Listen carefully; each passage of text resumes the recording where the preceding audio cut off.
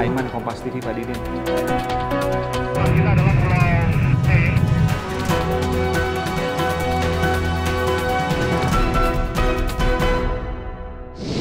Ya harus kita cermati, jangan sampai ini pemilu yang menjadi harapan masyarakat dilakukan secara jujur adil,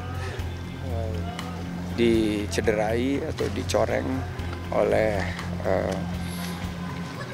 ya tentunya kecurigaan masyarakat bahwa ada WNA yang memiliki EKTP yang akhirnya dengan EKTP itu kan sebetulnya bisa ikut mencoblos. Jadi mari kita sama-sama jangan saling menyalahkan, kita waspadai terus, jangan sampai ada penggelembungan suara, jangan sampai ada penyalahgunaan dari identitas tersebut. Pastikan pemilu ini jujur adil dan kita tentunya junjung tinggi netralitas penyelenggara pemilu. Dan sudah saya menemui orang nomor 1 yang paling bertanggung jawab terkait dengan kartu tanda penduduk elektronik. Direktur Jenderal Kependudukan dan Catatan Sipil, Pak Zudan Arif Fahrullah. Terima kasih Pak Dirjen. Apa kabar? Baik, alhamdulillah. Pak Zudan, Pak Dirjen, kita sama-sama melihat, mendengarkan apa yang disampaikan oleh Mendagri, Pak Cahyokumolo berikut ini. Bahwa yang diviralkan itu dengan nick yang dicek oleh KPU itu namanya beda. Nah, itu palsu itu. Palsu berarti Pak ya? Iya, karena nicknya beda. Tapi soal warga negara asing, kalau memang dia sudah punya izin tinggal, ada rekomendasi dari imigrasi, ya dia boleh saja punya EKTP tapi tidak punya hak pilih. Kita sudah mendengarkan Pak, dan disampaikan oleh Pak Mendagri bahwa nick atas nama Gu Huichen, warga negara Cina yang memiliki KTP elektronik di Kabupaten Cianjur, Jawa Barat adalah hoax atau palsu, boleh saya katakan seperti itu ya. Saya ingin menunjukkan saudara, ini adalah KTP milik Gu Huichen. Beberapa akan kami samarkan datanya karena tidak boleh dibuka semuanya. Saya ingin tanya, nick ini palsu Pak? Ya. Hoax? Jadi saya sudah memahami yang disampaikan Pak Mendagri, karena saya sudah berkonsultasi dengan beliau dalam konteks apa ketika beliau mengatakan nick itu hoax. Nah, karena Pak Menteri disodorkan data, Pak Menteri mengapa data di DPT itu menggunakan nick dari warga negara Cina, KTP LWNA. Maka Pak Menteri mengatakan tidak mungkin bila nick satu orang itu dipakai 2 orang.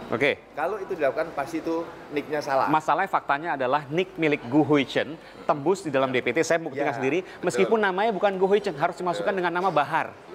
Apa yang terjadi sesungguhnya? Data KPU ini kan berasal dari DP4, daftar pemilih yang dimiliki oleh Kemendagri dan diserahkan, disetor oleh KPU. Jangan-jangan dari DP4 sudah salah. Ya, Mas Aiman, perlu saya jelaskan bahwa kita sudah beberapa kali menyerahkan DP4 ke KPU. Pertama 2014 untuk Pilpres. Nama Bahar di 2014 sudah masuk dengan nick yang sama dengan di KTPL dia. Jadi nick dan namanya sama? Sama. Bukan nick yang Chen ya? Bukan, itu 2014. Kemudian 2015 untuk Pilkada Cianjur, kita konsisten. Nick Bahar sama dengan yang di KTPL. Sampai dengan di DP4 2019.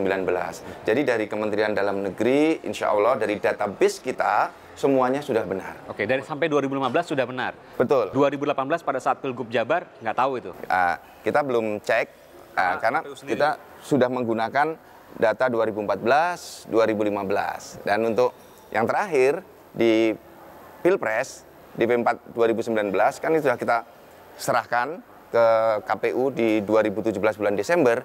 Nama Bahar itu menggunakan nick yang sesuai dengan KTP elektronik. Artinya, logika saya yang mengatakan, kalau seandainya DP4 menurut Kemendagri sudah benar, artinya memang domainnya ada di kesalahan KPU, mungkin pada saat input data. Ya, artinya untuk DPT sepenuhnya sudah kewenangan KPU.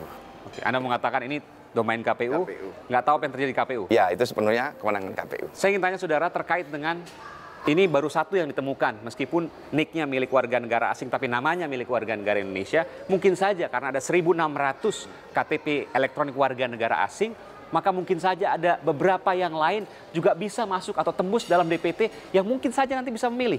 Atau misalnya warga negara Indonesia yang sudah pindah ke warga negara asing dan kemudian masih tercatat dalam DPT untuk memilih. Saya ingin tanya saudara, ada berapa jumlah warga negara asing yang bisa memilih pada pemilu 2019 ini karena sebuah kecelakaan misalnya? Ya.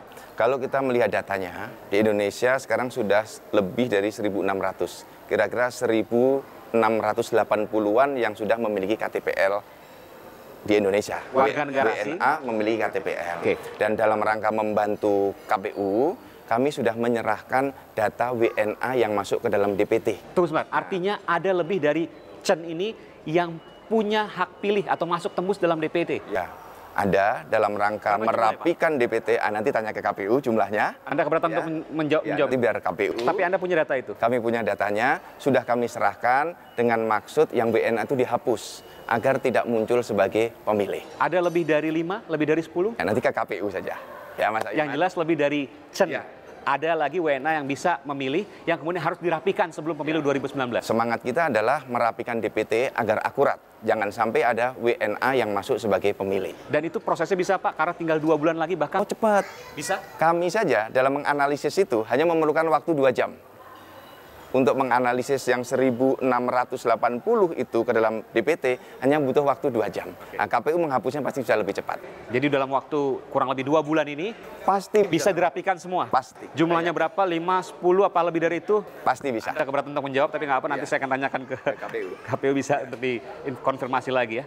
Ada juga pertanyaan, kalau seandainya warga Indonesia yang sulit untuk mendapatkan belangko KTP elektronik, tapi malah warga negara asing mudah, bagaimana Anda menjawab itu? Saat ini semuanya kan sudah mudah mendapatkan itu. Tidak ada, Anda menjamin bahwa warga negara Indonesia tidak ada yang tidak punya belangko KTP elektronik, tidak ada yang Belangko tertahan. kita itu sekarang ada 16 juta keping yang perlu saya kemarin baru turun ke Trenggalek dan Kediri. Di sana itu ternyata ada ribuan KTP yang sudah dicetak belum diambil, Mas. Oke. Nah, ini perlu juga bagi masyarakat. Jangan rame di koran mengatakan belum dapat KTP, tapi belum ngecek ke Dinas Dukcapil. Jadi kita harus sama-sama, yuk masyarakat, ceklah ke Dukcapil. Kenapa KTP Anda belum terbit? Jangan-jangan sudah diterbitkan tapi Anda belum cek. Oke. Itu yang pertama. Kemudian yang kedua, mengatakan KTP-nya belum jadi. Saya sudah cek ke database, ternyata ada 2 juta orang di Indonesia yang KTP-nya nggak bisa terbit. Karena dia merekam lebih dari 1 kali. Oke. Terkunci secara sistem. Sekarang sudah pada datang untuk memilih 1 alamat. Kan dia alamatnya banyak ini. Sebelumnya punya 2 KTP, katakanlah seperti itu. 3 KTP, dia ingin punya 3 KTP lagi. Nah, ini terkunci secara sistem. Nah, sekarang sudah mulai dibersihkan, sudah mulai pada insaf, sudah pada datang ke Dukcapil, tinggal 400 lagi. 400 ribu ini. 400 ribu, oke. Jumlah yang besar ini. Nah, ini masyarakat mungkin bagian ini yang teriak-teriak KTP-nya belum jadi. Apa yang terjadi dengan itu? Ini sama. Dia datanya ganda kan, dia rekam lebih dari 1 kali, maka solusinya dia harus memilih dan harus datang ke Dinas Dukcapil. Intinya kalau seandainya belum mendapat KTP, satu entah dia belum mengambil di Dukcapil setempat, Atau datanya ganda, atau dia punya masalah dengan data ganda. segera hubungi Dukcapil. Kalau dua-duanya sudah tidak ada masalah, pasti akan mendapatkan Terbit. belangko Pasti. KTP elektronik. Iya. Jadi dia berhak untuk ikut dalam pemilu 2019 Mas tanpa Aiman. terkecuali.